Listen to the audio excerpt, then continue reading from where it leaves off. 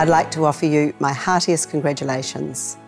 What you've achieved has been recognised by your fellow citizens, and you've now been honoured by the Queen, and I've been honoured myself to give you that award on behalf of the Queen. Well done. Enjoy the day. The New Zealand Royal Honours System is steeped in history and tradition. From 1848 till 1975, we were part of the British-based system. A highlight of the 1953-54 Royal Tour of New Zealand was an investiture ceremony conducted by a young Queen Elizabeth. It's a gala day for the capital. At the Town Hall, the Queen honours 130 North Islanders. First, the Chief Justice, the Honourable Harold Barraclough, for services to law and public bodies. He rises Sir Harold Barraclough. The former commander of the New Zealand 3rd Division in the Pacific Theatre of War, equally distinguished in civil life, receives insignia of a Knight Commander of the Order of St. Michael and St. George. Until the present royal tour, these ceremonies had never before been filmed. 2,000 guests look on as Mr. Bruce Levy of Palmerston North, who has done as much as anyone in the world to make 2 blades of grass grow where one grew before, receives the accolade of knighthood. Sir Bruce Levy. The awards nowadays are presented at either Government House Wellington, the official residence of our head of state, the Queen's representative Dame Patsy Reddy, this country's 21st Governor-General, or her Auckland residence for those receiving accolades in the Upper North Island. A fully Indigenous honours system was adopted in 1996 with the introduction of the New Zealand Order of Merit. The awards are one way in which the nation can recognise the achievements of people in all walks of life for all kinds of amazing service to the nation. It recognises the achievements of people who've given a lifetime of service and devotion to duty, and for those who've worked in community service with no expectation of reward. And I think it's such a wonderful opportunity to thank people, and the fact that I can do it in person is amazing. Our highest award is still the Victoria Cross, with Corporal Willie Apiata the latest recipient for extreme bravery in Afghanistan. The Order of New Zealand, introduced in 1987, comes next, with its ordinary membership restricted to 20 living persons. Then the New Zealand Order of Merit, which has 5 levels, with men in the top 2 called Sir.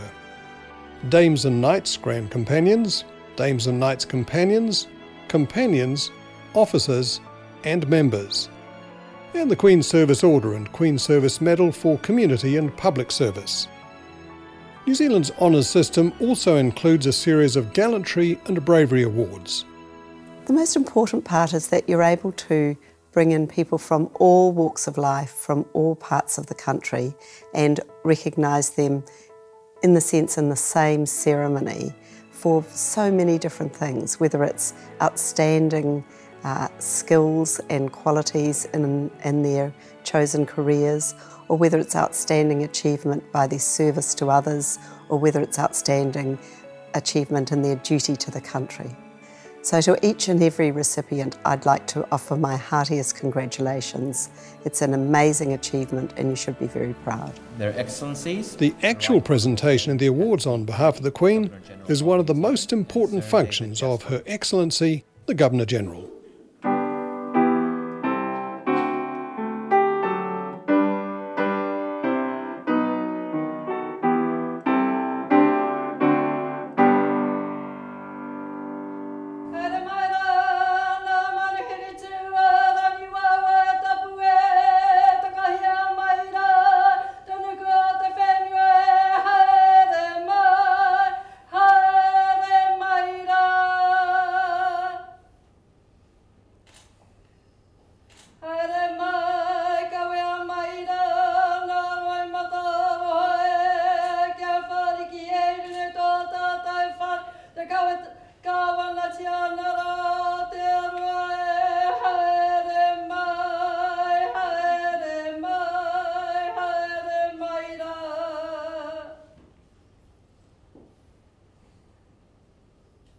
Taea, taea.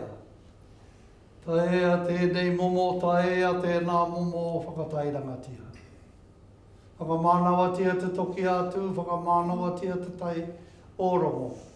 Oi whiwhia te tohu, o i rawe a te tohu, o i tā mau a te tohu, taumata rautia te tohu, haui e, hui e, tāi e. I ngā mana, i ngā reo, i ngā iwi o ngā hoe whā. Tēnei aku mihi mahana ki a koutou. Kia ora tātou katoa. Nau mai, haere mai rā, ki te whare kawana. Distinguished guests, ladies and gentlemen, warm greetings to you all and welcome to Government House. I specifically acknowledge the Honourable Ōpito William Seal, Minister of the Crown, our kuia, Dr. Hiria Hape, and our kaumātua, Professor Piri Shasha. Tēnā koutou. It's a real pleasure to host this afternoon's investiture ceremony and bring together 11 honour recipients along with their family and friends to recognise the contributions they've made to our country. As Governor-General, I have the authority and the privilege on behalf of Her Majesty Queen Elizabeth, the Queen of New Zealand, to hold an investiture for her and to bestow the honours to which each recipient is entitled. Ladies and gentlemen, as each recipient is honoured, I invite you to join me in congratulating and thanking them for their service to our country. And now Ward Kamo will summon the recipients and read a citation for each one. Your Excellency, to receive the insignia of a member of the New Zealand Order of Merit, Mr. Malcolm Cowie of Auckland, for services to football. Malcolm Cowie joined the New Zealand Secondary Schools, MNZM, a Football National Executive Committee in 1988 and has served as chairman for 18 years. He introduced international tours to secondary schools and created the Under-19 Trans-Tasman Trophy. He has overseen the significant growth of national schools tournaments and has been instrumental in developing NZSS football representative programs at under-15 and under-19 levels. He has coached football at St Kentigern's College for 29 years. He co-established the West Ham Oceanian Academy National Camp in New Zealand. Mr. Cowie was a selector and voluntary coach for the Auckland Football Association for many years.